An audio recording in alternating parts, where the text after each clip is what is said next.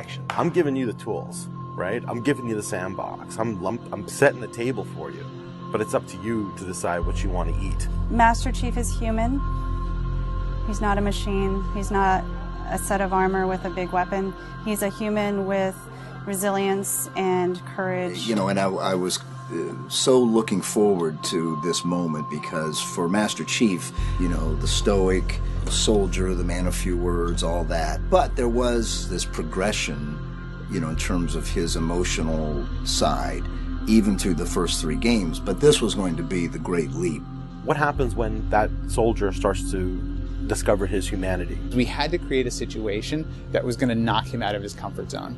The Master Chief has settled into this comfort zone of being the hero. You know, it's interesting. Early on, we talked about the hero's journey, and like, how do you have a hero's journey when he's already a hero? What are the sacrifices that you need to make in order to preserve something as precious as humanity? The journey is the important part. The growth is the important part. And so really, where does he still need to go as a human? That became the key to not just the story of Halo 4, but the entire trilogy. We're really examining what sort of burdens a Guardian carries. In a lot of ways, the story that we're telling with Halo 4 is about putting Chief in circumstances where he's forced to change. He's forced to take stock of himself. In a way, Chief is a Guardian. Cortana is Chief's Guardian. The Forerunners were the Guardians of their own universe, and they might have to make a decision that not everyone is going to agree with and that some people might condemn.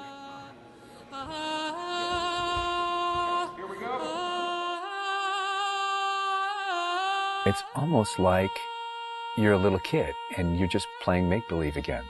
So you imagine everything. The table's here. The plinth for Cortana is here. There's a window here. Ready, go.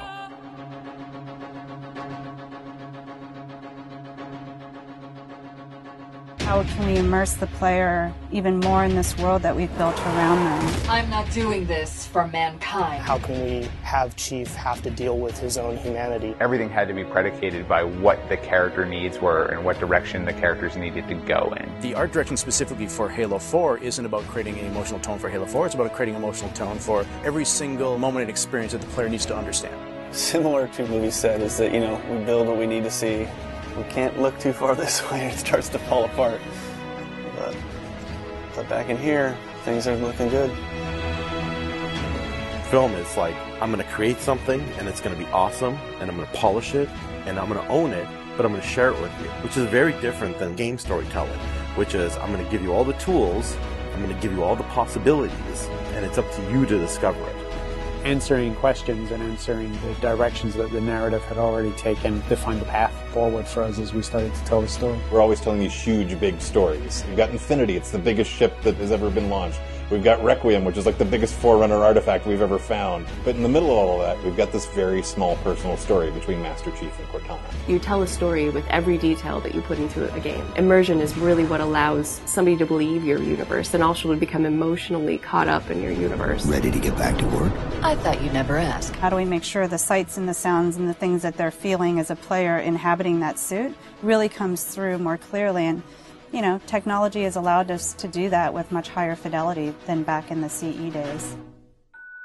Okay, so those are definitely bigger ones. Yeah, those start to get. Just because we've got more people. Let's roll video. Yeah. So this will be just video and audio only, no face, no mocap.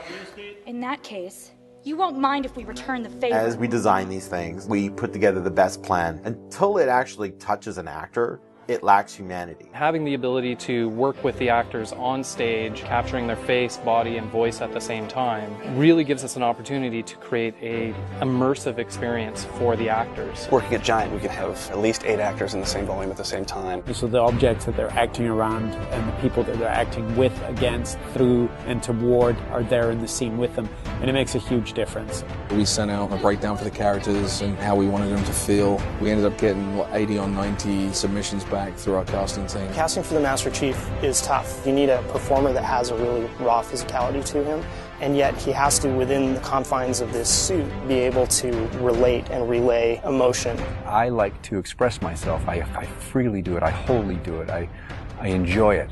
And so pulling back on all of those instincts is what's required to play him. Imagine that translating to a 3D model with huge armor, and making sure the personality of Chief's movement comes through that armor was really critical. And that really came down to Bruce's acting, his physical stature, and really his physicality as he went through all of the performance. You'll never see his face or hear his voice, but all of the other actors that are playing off of him have received so much from him in their performances, and I think that they would all agree with that. This is the low-res asset of Chief. We were afforded a little bit more budget since he's our hero. From the art process, storytelling is just about engaging the player. You don't have to answer any questions. You don't have to take them through a lot of loops of feeling. The player is engaged. I think you've got the start. So Master Chief's a difficult one because he's a dude in a helmet. There's such a, particularly in science fiction, such a fantastic history of people being completely realized as people without having their face as a tool. For us, it's making him feel like a real person. We have a nude male sculpt, and then from there we sculpt it on physically, a tech suit. And on top of this guy is when we spend time just doing all the details and trying to add some of that functionality, even little bits here and there like Braille, and this just reads 117. I think it's connected to having even more modern visual flow when it comes to his lines, his design, the way you follow the outline of Master Chief. Trying to put it into an area where it feels realistic, that it feels kind of tankish. What do you think of a tank? You think square, you think metal, there's some wear and tear on the edges. So those things we want to grab, put them on the Chief so it communicates that. The fingers are missing here on these. They have armor caps that come on, but he doesn't have armor caps on his trigger finger or thumb finger so that he could have more tactile sense when he's shooting and loading his weaponry. The last thing we just changed was his visor. His visor picks up the elements based on the room that he's in. We want to take every inch of the character to tell a story as much as we can. Above all, he still needs to connect to the player, and they still need to understand him as being that character. It's somebody who's been very loved over the last 10 years.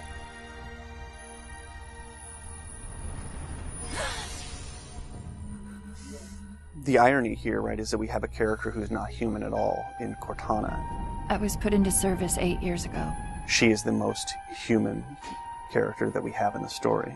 Right? She's struggling with her own mortality. AIs deteriorate after 7, Chief. That's something that everybody struggles with. That's the most, human it gets. If we can just get back to Earth and find Halsey, she can fix this. Everyone has to figure out what it means to die. She's strong, she's convicted. She herself is going through a really difficult time in understanding the things that are happening to her. We were looking for somebody who really could bring just fire and stuff that's required for some of those sequences. We needed to make sure we found someone that had some innocence to her, but also could be very strong at the same time. If you imagine that you could have 20 emotions at one time, she has that. I will not allow you to leave this planet! She's really the heart of the game and the heart of Master Chief, and explains what's going on and why it's a problem. I didn't mean to. I didn't mean to do that. Cortana is certainly our biggest human connection, I think, with the entire story. How can we see these subtle details in her facial structure? It's the Forerunner symbol for Reclaimer. So this is the baseline where we started from Cortana, and then we go through and tweak and modify, having all these different elements moving throughout her that make her feel alive constantly. We wanted to make it to where you could have code flow lines start from every digit from her toes to her hands, and then be able to flow all the way up into her head. What you experience is her taking care of you as a player from a gameplay perspective, but I think you also start to get a sense of how she takes care of the human side of Chief. Wake me when you need me. They spotted us. Bringing Jen and Steve in and having them layer their voices over the character performances in the cinematics, that just brought the whole experience together. You look at just the number of lines that the Chief has had over the course of the franchise, and it's not a lot. How much firepower would you need?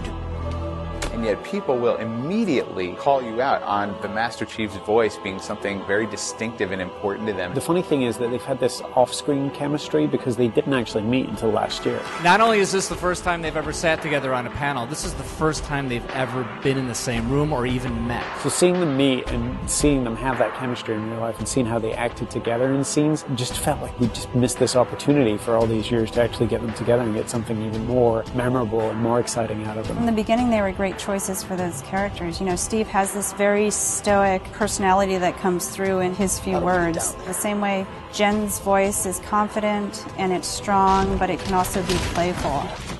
You do know you don't have to wait until the last minute just to impress me, right? In many ways, Halo 4 is the first act. We want a player to be able to ask themselves what it is to be a hero. Is the sacrifice worth it? I often think of him as like Atlas, you know, like he's got the weight of the world on his shoulders all the time. Chief and Cortana are the same person, but she has always been the reflection of his humanity. People don't play Halo to watch a soap opera, and yet you don't want to just be kind of pulp. To me, it's a natural progression of this story, and it takes this relationship to the place it should go to.